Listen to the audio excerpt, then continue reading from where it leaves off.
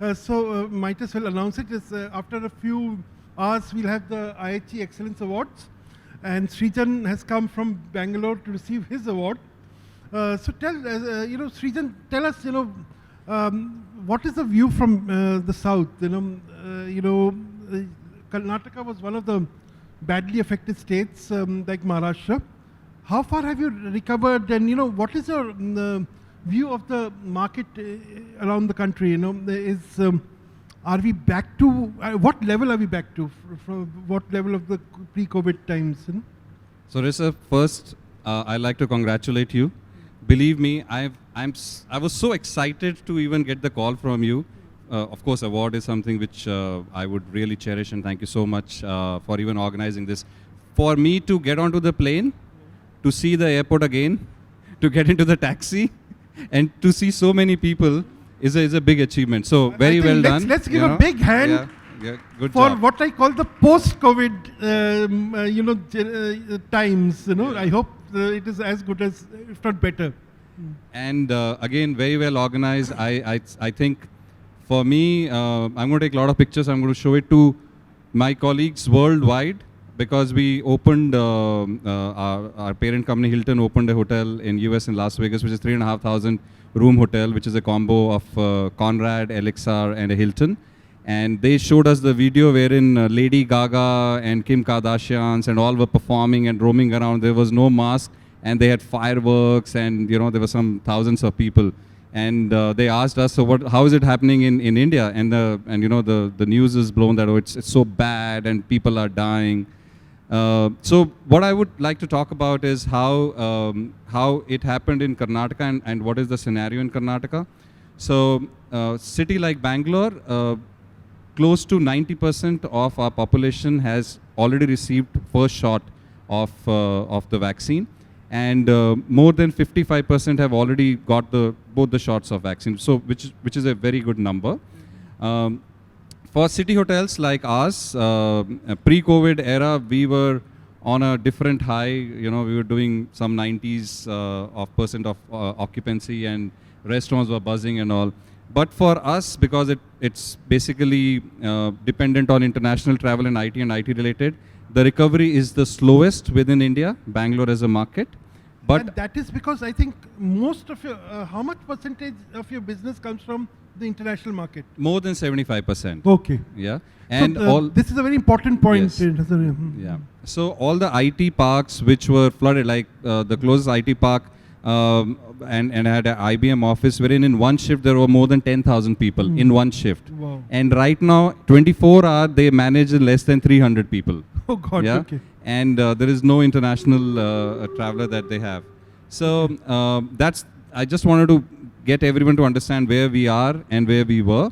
But at the same time, all the resorts, be it Kabini or be it Chikmagalur or Coorg, they all are running full house, and they can charge anything under the sun. And to stay there at these resorts, you literally have to give and sell off your kidney and liver to get a room rate, especially on weekends.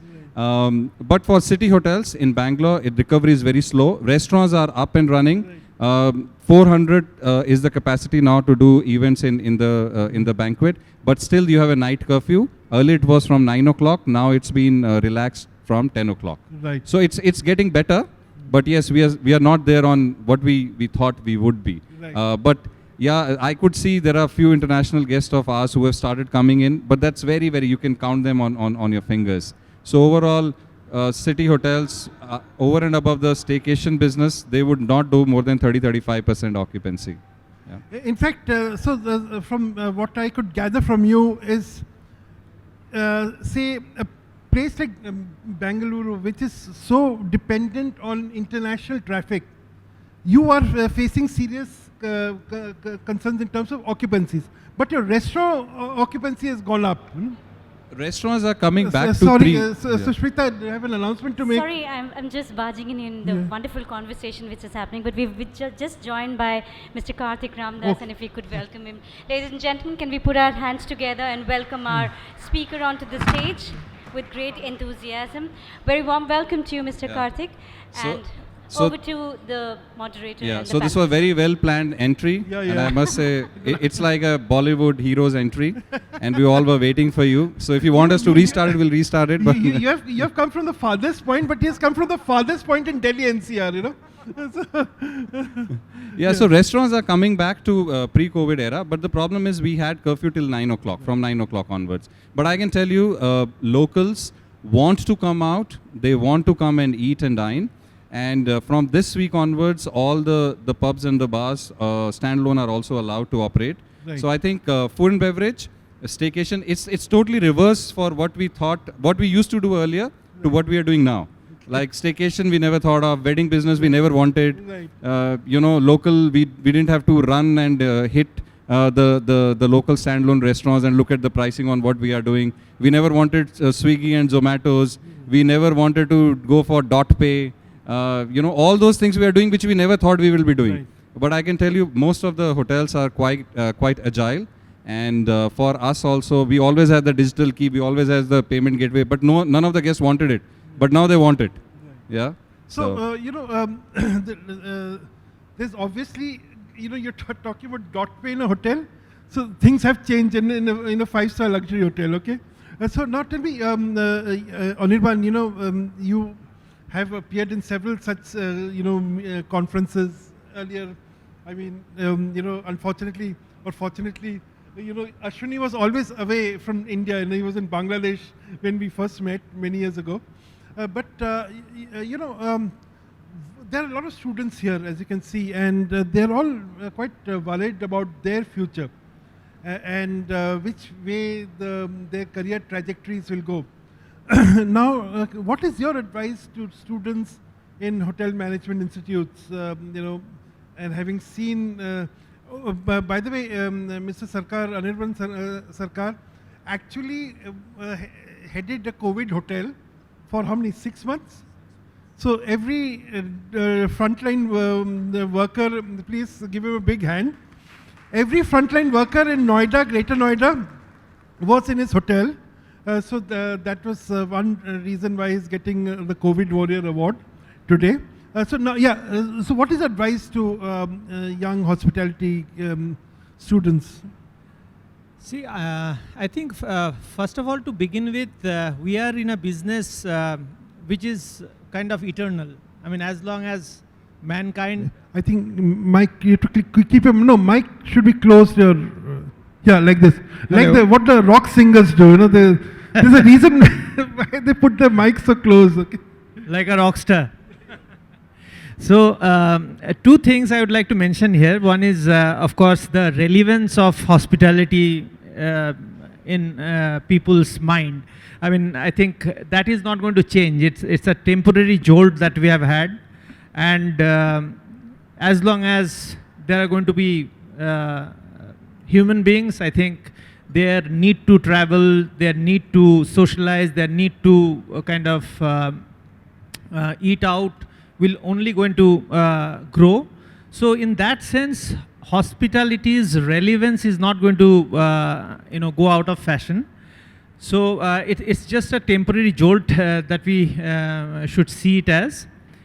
Secondly, for the students who are there waiting to onboard the industry, I would only say that the best time to invest into the stock market is when the chips are down. So you remain invested, and you are only going to see an upward trajectory henceforth. So I think the best time to get into the hospitality industry is now, because we have just hit the bottom and we are just coming back out of it. So you can only expect better things to happen going forward.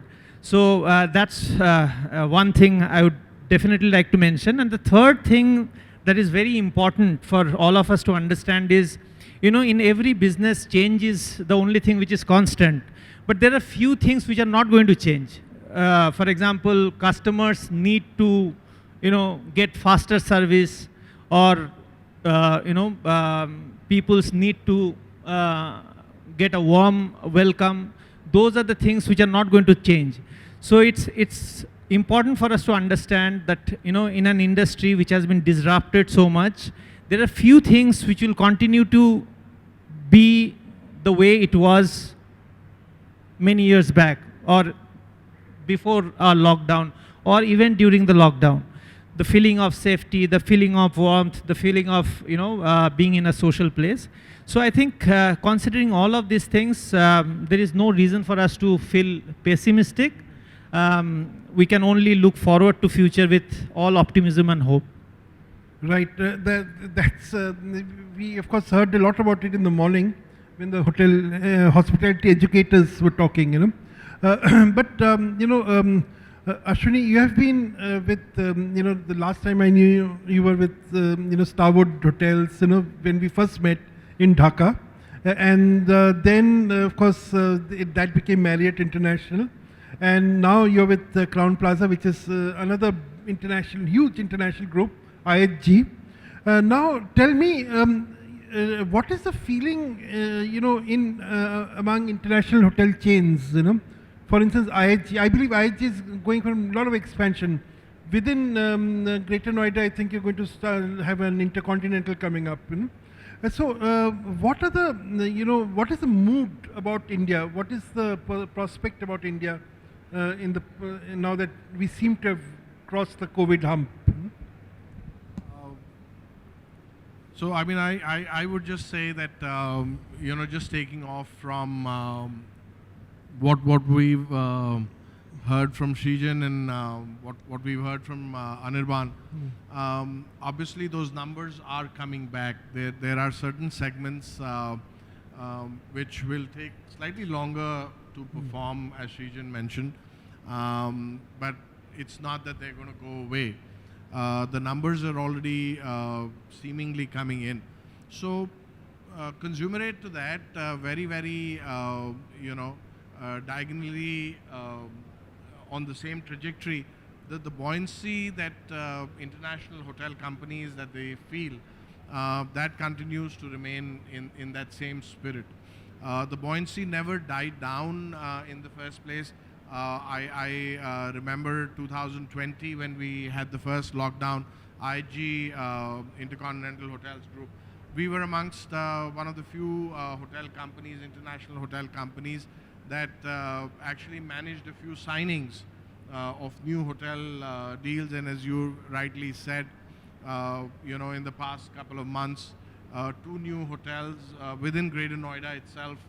One has been announced. The other one you spoke about is on the verge of announcement. So that buoyancy continues to remain in both the companies that are going to operate these hotels, and of course it's a slightly longer wait and watch, perhaps for the developers, because the asset part of it needs to obviously start to rebuild. Now there are certain micro markets that one can speak of, and I speak of Greater Noida living here. I can see the buoyancy that we are experiencing in this market currently with the infrastructural development that's happening. Be it the Jewar International Airport, be it the Film City, be it the freight corridor, be it the connectivity, the rail corridor that's coming in. All of these are creating very strong, robust pipelines for business to happen.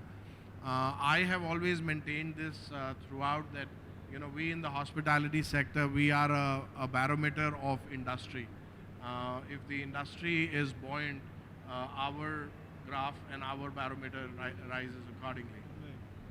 Right. In fact, that a lot of we were, in fact, Anirban and I were having a conversation yesterday, and there seems to be some buoyancy coming back to the industry. And I think in this area, you were talking about Samsung, the big facility here. They're opening.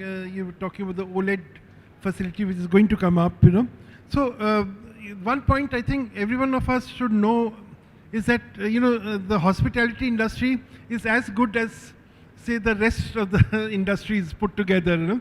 If the rest of the industries are not buckling up or getting their act together or growing, you cannot really expect to grow because you're drawing from them for sustenance, you know. So that brings me to you, Karthik, you know, the issue for, say, a chain like JW Marriott, you know, is that, you know, you have opened up hotels all over the country, you know, and so obviously you get a sense of how different markets are behaving. What what according to you are the main trends, and what are the, you know, micro trends that are emerging? You know, sort of, say Delhi must be very different from, say, Raipur, where you have a, you know, Marriott. So what are the differences you're noticing? You know? So, first of all, allow me to thank you for getting me here, and I'm filling in for Nitesh. Having said so, yes, as you rightly mentioned, the buoyancy in the market is definitely there, and segment-wise, if you have to look at business, you know, as a company, what we have seen is when the COVID started and the pandemic, hit everybody. Initially, there was a lot of restriction, but eventually, when things started to open up, everybody was heading towards hills. So definitely, the hotels which are already based in remote locations or out of tier 1 cities started doing well. And in terms of segments, of course, it was purely the staycation. Domestic travelers going and exploring and getting the best of it. So that having said, all our resort properties, of course, has been doing best, and in fact, they have already exceeded their 2019 numbers, so to say, barring the tier 1 cities. But having said that, even tier 1 cities has, our leaders rightly mentioned, has started to see that pickup trend. Corporates like consulting firms, pharma, and a lot of other small domestic accounts have started giving business to the tier 1 cities. And being in a place like AeroCity, I think the very first business which comes and looks at staying anywhere is the AeroCity, and then they plan to spread their wings across. So we definitely, as a hotel, have seen a lot of upward trend in the last right. month or so. In the AeroCity, you know, a lot of development is happening, you know, or is about to happen. That's correct. Can you explain what is the market shaping up to be? So in terms of the demography, of course, AeroCity is dominated by 5-star hotels, and in total, we already have 4,500 plus rooms when we talk about mid business and to Uber luxury, everything put together. Having said that, Worldmark as a company, Bharti as a company are also looking at expansion. So on I believe a second Worldmark sort of is coming up, and that's going to be a huge one. You know? That's going to be a replica of the AeroCity 1. So they plan to come up with AeroCity 2 as well, on just on the other side, opposite to Aloft. If you have seen that place, that's again a huge space which is under construction right now. They have already started the construction slowly and steadily. Plus, infrastructure-wise, just to ensure that the business from Delhi comes to AeroCity at a ease. They have already constructed underpasses. They are further working on it just to ensure that the traffic from Vasant Kunj coming to AeroCity becomes much more convenient. Of course, you definitely have the national highway wherein you can hit it and you either go to Delhi or Gurgaon.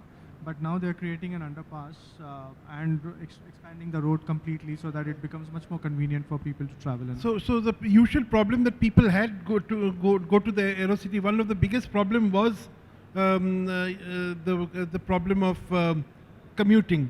Yeah, you got stuck in traffic, and you know, of course, even now when it rains, it can sometimes get very difficult. So as I was mentioning, there's a lot of development work which is already going on. That definitely, as it's rightly said, that all good things takes time to come, right? So nobody ever expected that AeroCity will be what it is today. I myself, being from this industry around 7-8 years back, when people used to say that AeroCity is coming up with so many hotels, I used to myself think, how are they going to perform and how are they going to do? Now, I myself am a standing example of being there and seeing the buoyancy overall. So business is definitely ramping up, multi-folds, and overall, AeroCity, I would just like to highlight one thing, that considering that airport is so close by and with easy accessibility to Delhi and the other national capital region, plus for any foreign travelers or any outsiders, why get into foreign travelers? Even if I have to talk about the domestic travelers, AeroCity overall gives a bouquet of things to be considered upon. So if you're staying at the JW and if you want to go out shopping, not necessary that you have to go to Central Delhi or say Gurgaon. There's a mall within. Plus there's so many standalone F&B outlets to experience and explore, even if you're a long staying guest.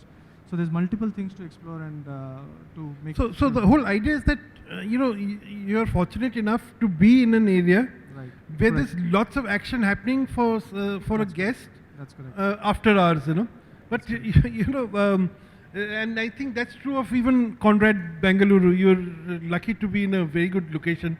But Ashwini, I keep thinking about Greater Noida. Around you, there is nothing. There are lots of institutions. Students from Galgotia are managing the show here. So Galgotia is one big institution there. But you don't have something like AeroCity. You don't have lots of restaurants. You don't have malls.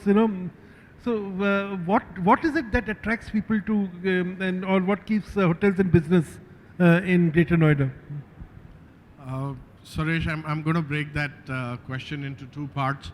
One, because you mentioned Galgotias and the educational institutions that are in and around this area.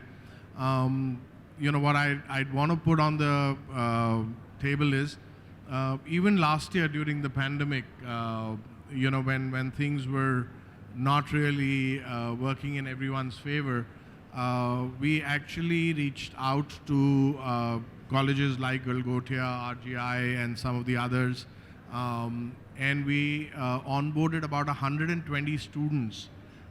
This was, I remember, in probably May or June last year, in 2020. These were all third-year pass-out students waiting for jobs or the job market to reopen. We onboarded them with a certification program for 6 months. The reason was not just providing them training. The reason was also primarily because the demand was there of services that needed to be provided. This year again, we've onboarded more than 70 students, who are being made job ready, but are third-year pass-outs and are still waiting for the job market to open. In fact, there are a lot of, Galgotia students, I hope you're listening to this carefully, You have a source of employment right next door, Anyway, continue, please, The second part of the, which was really the main question, is what's driving the demand in a micro market like Greater Noida. It's obviously the infrastructural development. You rightly said Samsung, one of the Korean companies, are putting up one of the. It's going to be the largest plant outside of Korea, which is going to be making mobile display sets. Apart from which, there are other small companies coming in that are obviously leading into or feeding into these companies. Of course, the international airport, as I spoke about, and some of the other infrastructural projects. So that's really what's driving the demand for a micro market like this. In And I fact, expect Jewar that is going to change the game here, won't it? it'll be a complete game changer. What I hear is 2024 is almost like a given that the first flight is going to land. So if that's going to happen, we all know what it's going to bring in to a market like Greater Noida or this part of the city. Great. I think, people who invested here, it's like what happened in AeroCity. You remember, I remember myself, I was, at one such forum and there was Malav Thadani, and I was joking and I did it publicly. I told Malav Thadani that, look, you wrote all these fancy reports on the AeroCity and you've read all these hoteliers up the garden path, There's no business there. And today I'm eating my words because, in just 6 years, AeroCity is completely changed, I guess things happen, now Srijan, talking about micro markets, if you look at a city like Bengaluru, like when you look at Delhi or Mumbai, you are you're like a combination of several micro markets, What are the micro markets which are emerging in Bengaluru itself, So I just want to enlighten my colleagues at Delhi AeroCity that you guys are going to have a very big competition very soon. The way Bangalore Airport is coming up, believe me, Saresa, you guys have to come to and see how it's shaping up. So the area that has been allocated is more than 3 times of what the Delhi Aerocity is, and they are coming up with with one of the Asia's largest entertainment park, which will also be able to host lot of large fashion events and large like you wanted to be the rock star, so you can come there and perform. They'll have complete arena to do live performances. So Bangalore as a market is now already subdivided, and it's going to be declassified and reclassified very soon. So we are in heart of the city. We can't get more central than where we are. If you say Google, heart of Bangalore, it might point on the top of our helipad at the Conrad. So we are in heart of the city, and then we have, there is a charm to be in the CBD. You have accessibility to a lot of things, even to move in and around. But then there's already existing micro market, which is Whitefield. So we are not blessed the way infrastructure is right now in Greater Noida or Gurgaon, because to reach it's hardly 8 to 11 kilometers, but to those 8 to 11 kilometers can take you forever to cross. So people who have work in Whitefield, they tend to stay in Whitefield, and then CBD always enjoys its own presence. Then you have Yashwantpur and Brigade Gateway, all those area. And then the third one, which is the newest one, which is going to come up, is going to be the large belt of hotels and entertainment, which will be on Bangalore Aerocity. Also, just to let you know, right now it's the third busiest airport after Delhi and Bombay. Bangalore is the third busiest airport. Indigo is planning to move its base to Bangalore because they've already ordered, or they're in process of receiving more than 150 aircrafts. I don't know the exact number. And they wish to operate from Bangalore for all their domestic and international flights. So Bangalore eventually will be the busiest airport in India. So there's a lot of action happening in and around the airport. Then there's a lot of development inside these large tech parks. Like we ourselves, we are opening more than 550 room hotel, which is a combo of Hilton Garden Inn and a Hilton hotel inside Manyata Tech Park, which will be opening most probably. We are eyeing to open the last quarter of this year, or maybe the first quarter next year. So there is a lot of action. There are large convention centers which are coming up. Nandi Hill again is another micro market. So we will get in there. But right now, Bangalore already had so much of influx of IT and IT related business that ancillary or you can say large conventions or convention related business was not very focused on. We have Bangalore International Exhibition Center, which is on the outskirts, but again, it doesn't have facilities like this exhibition center. So eventually it will come in, but I can tell you to watch out for the space. That is how Bangalore is coming up. So Bangalore Aerocity is going to be something I think we'll all look forward to. And believe me, I personally... come with this complement of malls, hotels, restaurants, everything. stores, So I come from a small city near Delhi called Karnal, and I have seen literally this, Aerocity growing up. Palam Airport, after 6 o'clock, there is no way anyone would dare to cross that road.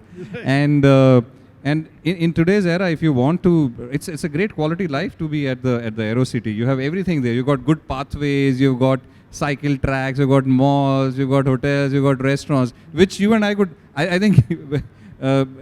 we can relate to it. I remember I went to America for the first time as a student in 1987. Okay, when I left Palam Airport, I thought, God, and sorry, when I landed in the first airport I landed in was, of all things, New York. My head spun. I didn't know where I had landed. Okay, then the second airport I landed was Boston, okay?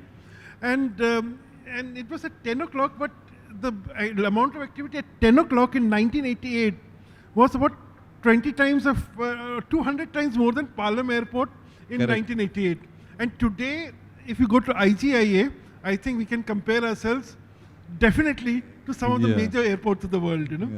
So that's the change that has happened, Also in Bangalore, there was trend of these all microbreweries and, in all the pockets and all. Of course, it is very, very unfortunate because of Corona, a lot of these got shut or now they're reopening. But I can tell you, all the restaurants, including ours, now there is waiting area, and we have to create that waiting area because people want to come out and dine, and especially in Bangalore because of traffic condition and all. But they're improving the roads. I can tell you, in and around our hotel is really nicely done. There are no wires that cross the road now. It's all underground. You have pathway and everything done. But yeah, of course, because the city is never expected this kind of growth, so that's the max that they can do. But the problem with the Aerocity is, and that's a problem with municipal planning in a country. The moment you cross Aerocity, you come to Mahipalpur, and it's like two different worlds, from the first world to the third world, and then we move on to the fourth world, So that's a problem with India. But anyway, that's another story. But we've got a helipad at our hotel, so anytime wow. you can take up and land at the hotel, no problem, no need for So for the traffic. next time I go to the hotel, to your hotel, you'll have to organize a helicopter for me. I'll get you on my bike. That's faster. Yeah, absolutely. By the way, Srijan is a very good cricketer, and his bike, of course, his biking is legendary now in Bangalore. Thank you very much. You're very kind. Okay, so Anirban, you are also in the Greater Noida market, but we have heard about the Greater Noida market. I think Ashwini has given a very good. So I want to go a little more into the impact that Jewar Airport will have. Ashwini indicated a bit of it. How are you preparing yourself for the Jewar Airport? I mean, hoteliers like you. I think Jewar Airport itself is going to be a huge landmark for a state like UP. And sorry, my friend Sharat Sachdeva, is heading the non-aero business at Jewar Airport, and they are actually building a 4-star hotel there. yeah. So anyway. So basically, the best thing about Jewar Airport would be Jewar Airport is going to be built with the existing airport building expertise that India has. So obviously they have signed up with the best airport development company, Zurich, I think. Zurich Airport company. More importantly, if you look at how Delhi NCR is, few of the most important prominent satellite towns are this part of Delhi NCR, which is Ghaziabad, Faridabad, Noida, Greater Noida. Now the direction of those satellite places will direct towards Jewar Airport for all their business activities. And considering that UP itself, has a lot of existing business to deal with, including the freight corridor, the logistic hub that is coming up, everything put together, I think Jewar Airport definitely will be a defining factor for this part of the city. Huge amount. I mean, they have already kind of announced an Aerocity in that area. Few hotels have already started signing up, including. How many jobs do you think in the industry? I mean, in the hospitality sector, how many new jobs do you expect to be created?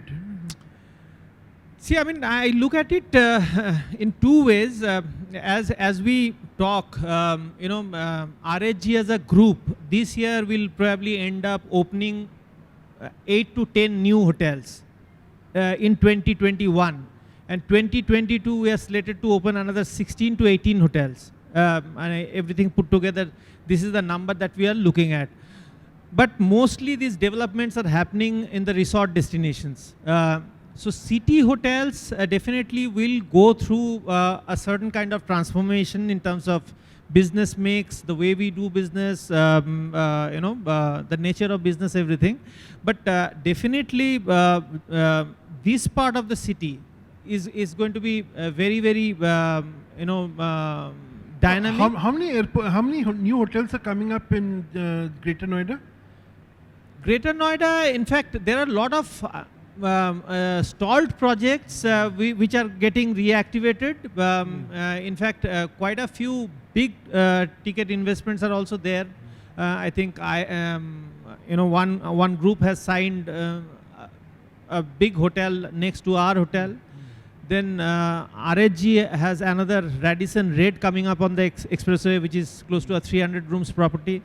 So lot of these bigger hotels are coming up. Along with that, the smaller ones are also slated to open. Say, Ashwini said in terms of IHG, how many hotels are? Well, we have a couple of projects in the pipeline. One has already been announced. It's the Holiday Inn Greater Noida West.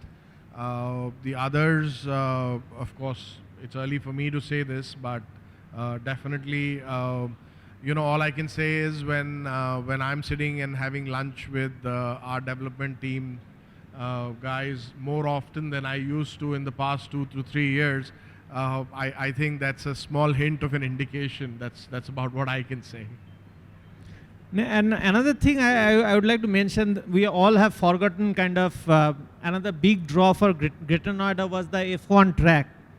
F1 track was a huge draw. Yes, but yeah, that so- sort of it was like a one-show wonder, no? Sort of. yeah, but I think that's possibly going to come back sometime soon. I mean, that's the news. Ashwin, you had anything to add to this? So as we speak, MG is launching the Aster there right now.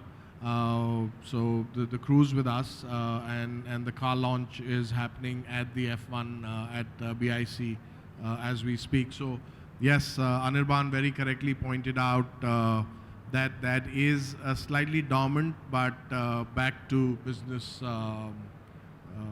Okay, opportunity. so people who are young people who are studying here, there are a lot of jobs for you in the neighborhood. Huh? So we have got, of course, Abdullah, from IIHM. Welcome to the show. You don't have an IIHM in Greater Noida? You should have one. Okay. Well, so now, Karthik, tell us what is. We have talked about Bangalore, we have talked about Noida, Greater Noida. Tell us about Delhi NCR. What's happening there? What are the, of course, Worldmark 2 will be the big development. But beyond, and of course, all these connecting roads will help traffic, hopefully. In Delhi, nothing helps. But what are the big developments that are happening in the hotel business in Delhi NCR? See, in terms of hotel business, definitely there are a couple of deals which are in pipeline. And I think as an organization, we're all holding ourselves back just to say that let the things get Right. foolproof and then we'll move forward with it. But having said all this, even business is not coming to a full stop. Though we feel that, okay, fine, there's only so much of development which is there, but it's not the case. If you look at Gurgaon, nobody ever expected that just bang opposite over the Trident there will be that commercial which will come up, Cyber Park. So that has completely taken over and it's almost 100% occupied right now with Bank of America, Exactly. Expedia. Just bang opposite to that place next to Leela, there's a huge downtown which is coming up, which again is expected to have 20,000 million square feet area of corporate space. So Where exactly is that? just next to the Leela, there's a downtown which is coming okay. up, which is already under construction. Okay, Two so towers are so already up. that's coming up now, Right. finally. Okay. That is there. There's a lot And of next to the Oberoi Trident, of course, the DLF. Cyber Park is already ready. Yeah, that's Uh, a million square feet, I think. correct, correct. Yeah. And if you cross by Hyatt Regency, there are 2-3 commercial towers which are already ready and one which is under construction, wherein all the PSUs and government organizations are moving to a better infrastructure. So all put together, the business is only growing, and there's more and many which one can look forward to in terms of getting it. Because earlier, 2-3 years before, it was predominantly the Accentures, IBMs, or maybe Deloitte who are giving us business. But now the pie is equally growing. Of course, it's And you're talking about private, public sector undertakings. They're huge. We don't Right. realize how much Correct. business they Correct. generate. So for us, when we started, now I've been with this hotel for 4 years plus. When we started, it was purely dominated by corporates. But now, out of 100% of the pie, definitely 10% is with PSUs and other government sectors. Also, because so much of, of course, I guess that will impact more the New Delhi hotels. But with so much development taking place in New Delhi, because of the Central Vista project and there's so much of construction happening all over. I'm sure a lot of domestic companies must be coming in. All the Yes, of course. During pandemic also we noticed there's a lot of startups actually who are wanting to open up their office space in the hotels. And now I would not want to shy away from saying that we have also given away a couple of our guest rooms, converted into offices and given it to them on a long-term basis.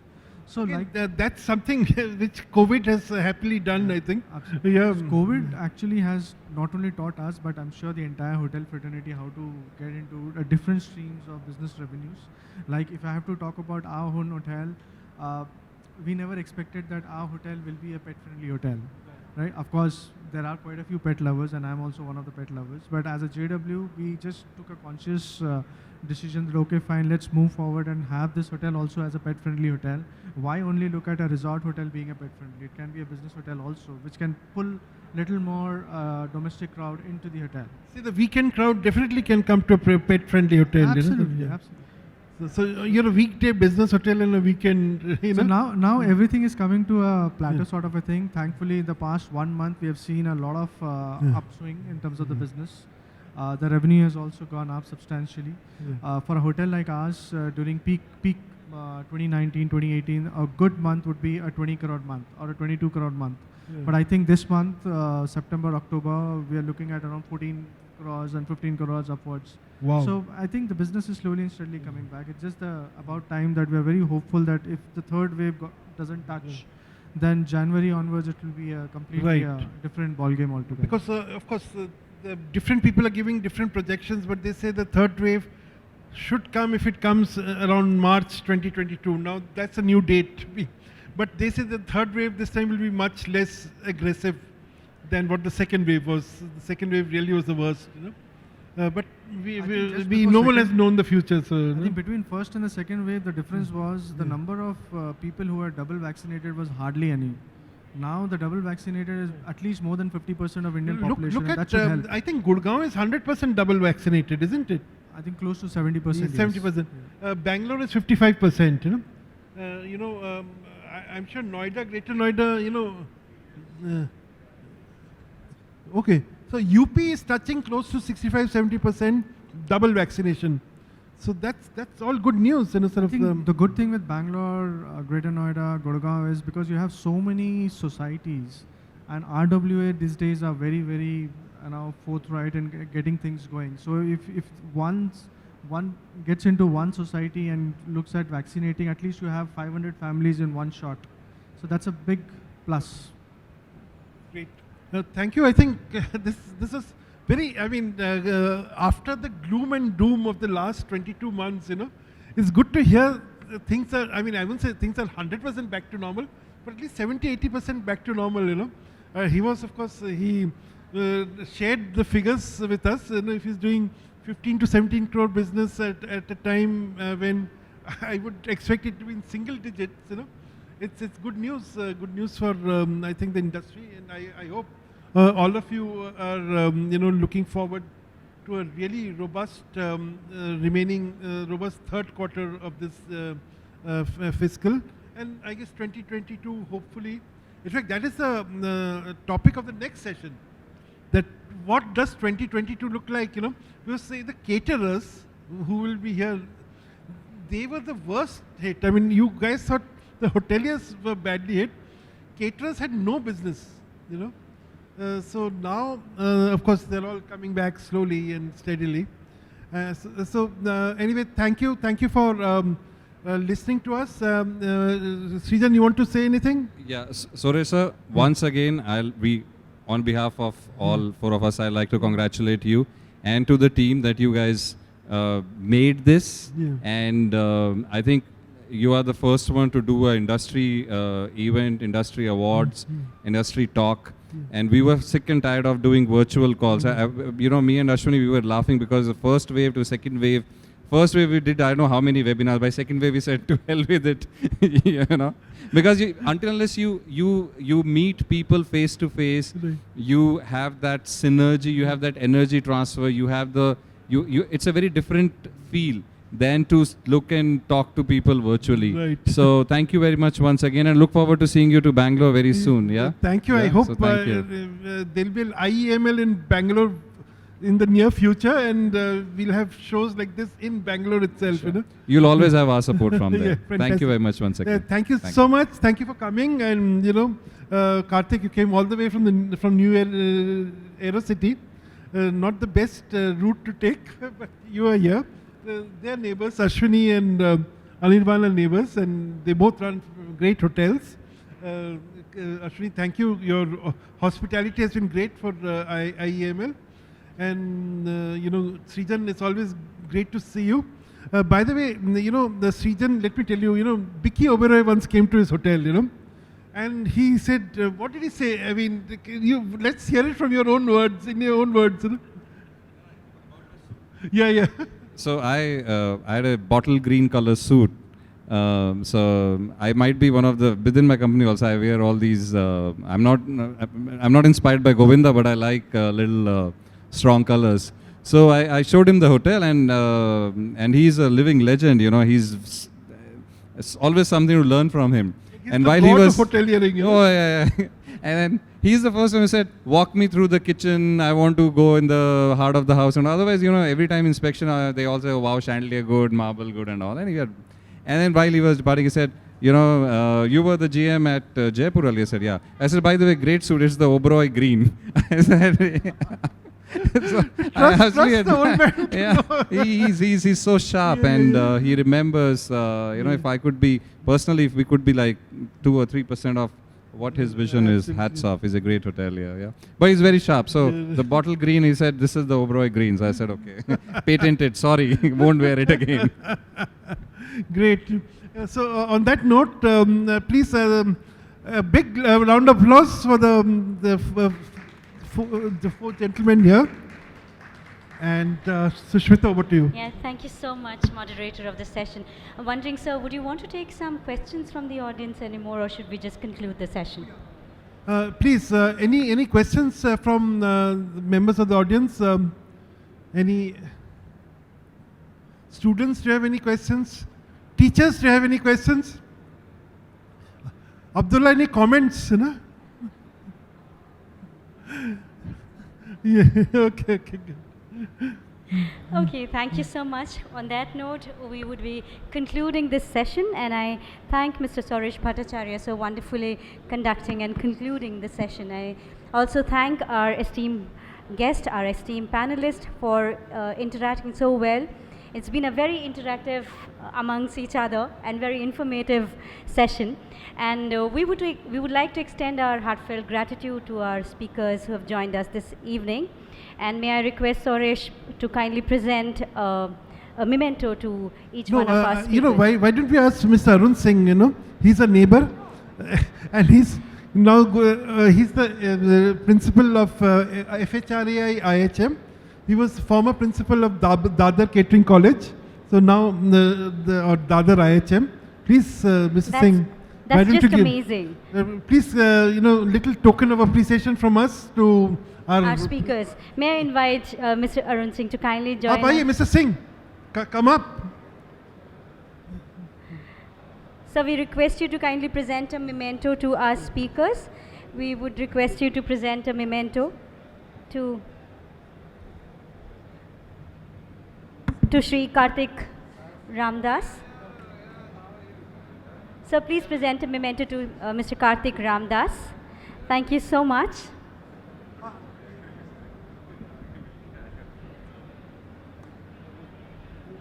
A huge round of applause for our speakers. We would like to present a memento to Mr. Ashwani Nair.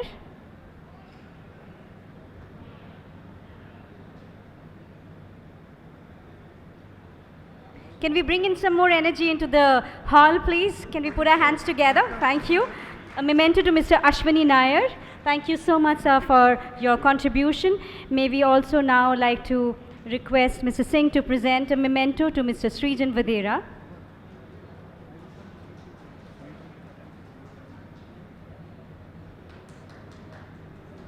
We are now presenting a memento to Mr. Srijan Vadera.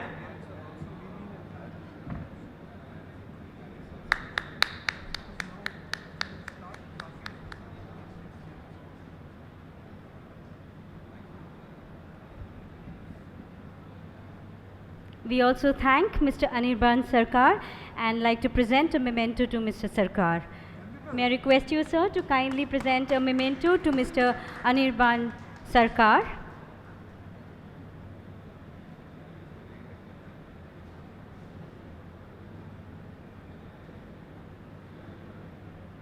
Once again, a huge round of applause for our panelists who have shared so many information and very brilliant ideas with the members in the hall.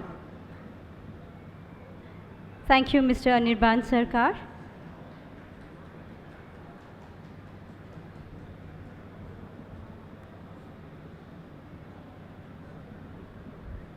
May I request our members of the head table to kindly come forward for a group photograph?